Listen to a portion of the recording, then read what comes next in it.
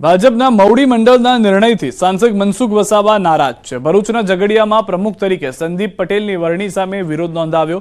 Social media પર post કરીને પણ ઠાલવી વ્યથા અને એની માનસિકતા ભાજપની નથી તેવી કમેન્ટ પણ કરી।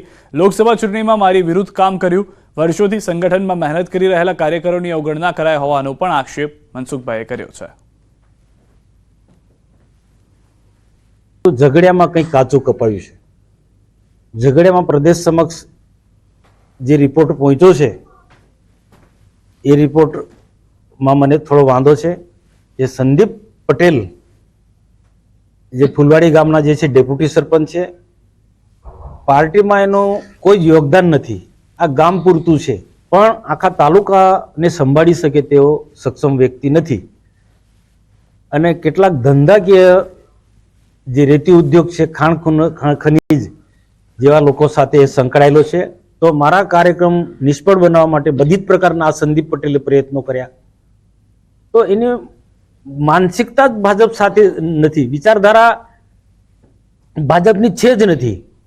તો આવનારા દિવસો ઝઘડિયા જેવા તાલુકાની અંદર બધા જ લોકોને સાથે લઈને ચાલે, બધા જ વર્ગના લોકોને સાથે લઈને ચાલે અને ભારતીય જનતા પાર્ટીની વિચારધારા, રાષ્ટ્રવાદની વિચારધારા વાળો માણસ જ ત્યાં પ્રમુખ તરીકે ચાલે।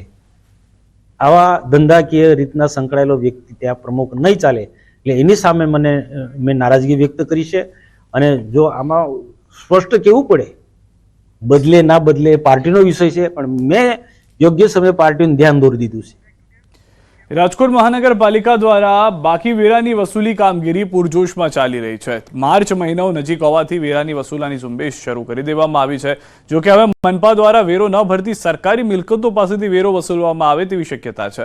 તેમાં પણ સૌથી મોટા સરકારી બાકીદાર રેલવે તંત્ર દ્વારા સુપ્રીમ કોર્ટના ચુકાદા, MOU, વેરો ભરવા સંમતિ છતાં ₹1 પણ ભરવામાં આવ્યો નથી। ત્યારે હવે મનપા તંત્ર દ્વારા 17 કરોડના બાકી વેરાને લઈને કન્ટેમ્પ્ટ ઓફ કોર્ટની કાર્યવાહી કરવા માટેની વિચારણા ચાલી રહી છે।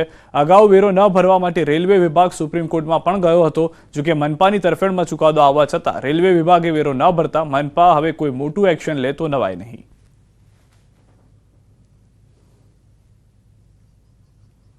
સુપ્રીમ કોર્ટના ઓર્ડર જે છે એ પણ એઝ એ કમિશનર મારે પોતાને હજી એક વખત ખૂબ ડિટેલમાં જોવો પડશે કે શું ઓર્ડર છે, શું એના નિટીગ્રિટીઝ છે। તો અમારો પ્રયત્ન એવો રહેશે કે કોઈ પણ સરકારી વિભાગના ઇસ્યુઝ હોય તો એ એક સંકલનથી સિનિયર ઓફિસર્સને પણ સાથે રાખી અને એની પોતપોતાની જવાબદારી સમજૂત કરીને એનો સમાધાન લાવવામાં આવે। સાબરકાંઠાથી સમાચાર। પ્લાસ્ટિકના ટબમાંથી નવજાત મળ્યું છે। બંધ મકાનના ટબમાં મળ્યું છે નવજાત બાળક। વિજયનગર તાલુકાના ભટેલા ગામની ઘટના। 108 પર કોલ આવતા 108ની ટીમ સવારે 4 વાગે સ્થળ પર પહોંચી। નવજાતનું શરીર ઠંડુ પડી ગયું હતું અને મોઢા પર રૂમાલ બાંધી દીધો હતો। 108ની ટીમ દ્વારા બાળકને વિજયનગર હોસ્પિટલમાં ખસેડાયું। વધુ સારવાર અર્થે હિંમતનગર સિવિલ ખાતે ખસેડાયું। વિજયનગર પોલીસે તપાસ હાથ ધરી છે।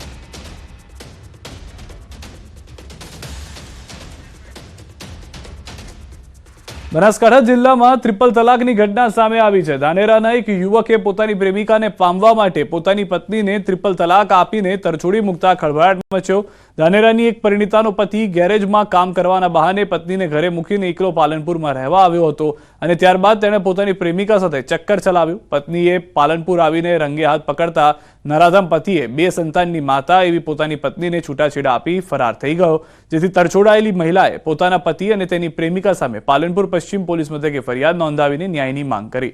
ત્યારે સમગ્ર મામલે પોલીસે ફરિયાદના આધારે તપાસ હાથ ધરી છે।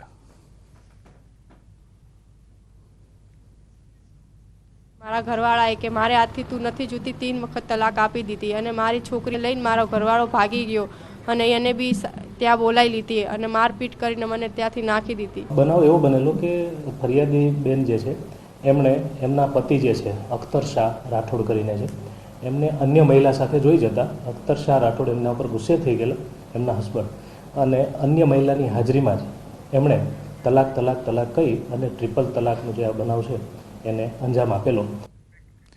હાલ રોકાઈશું વિરામ માટે। આપ જોડાયેલા રહો ગુજરાતની number 1 news channel news 18 Gujarati સાથે।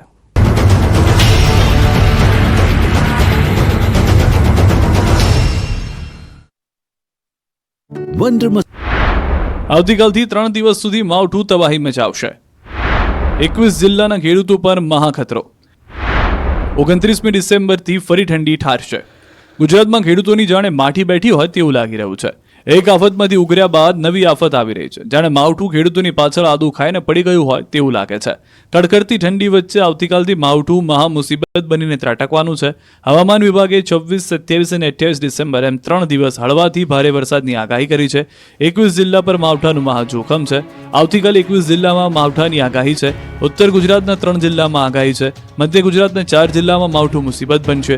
દક્ષિણ ગુજરાતના 6 જિલ્લામાં તબાહી મચાવશે તો સૌરાષ્ટ્રમાં 3 જિલ્લામાં માવઠું ખેડૂતોની મહેનત પર પાણી ફેરવશે. 27 ડિસેમ્બરની વાત કરીએ તો 21 જિલ્લામાં માવઠું ત્રાટકશે. સૌરાષ્ટ્રના 5 જિલ્લામાં 27 ડિસેમ્બરે થશે માવઠું. 27 ડિસેમ્બરે મધ્ય ગુજરાતના 5 જિલ્લા પર જોખમ છે. 28મી ડિસેમ્બરે કચ્છ, બનાસકાંઠા, સાબરકાંઠા, અરવલ્લી, મહીસાગર અને દક્ષિણ ગુજરાતના કેટલાક જિલ્લાઓમાં વરસાદની આગાહી છે. મજબૂત વેસ્ટર્ન ડિસ્ટર્બન્સને કારણે વાતાવરણમાં પલટો રહેશે. બીજી તરફ આ 3 દિવસ દરમિયાન ગુજરાતમાં ઠંડી ઘટી જશે. મોટાભાગના શહેરોમાં તાપમાનનો પારો 3 થી 4 ડિગ્રી વધશે. 3 દિવસ બાદ ફરી ઠંડી કહેર મચાવશે. कल के लिए लाइव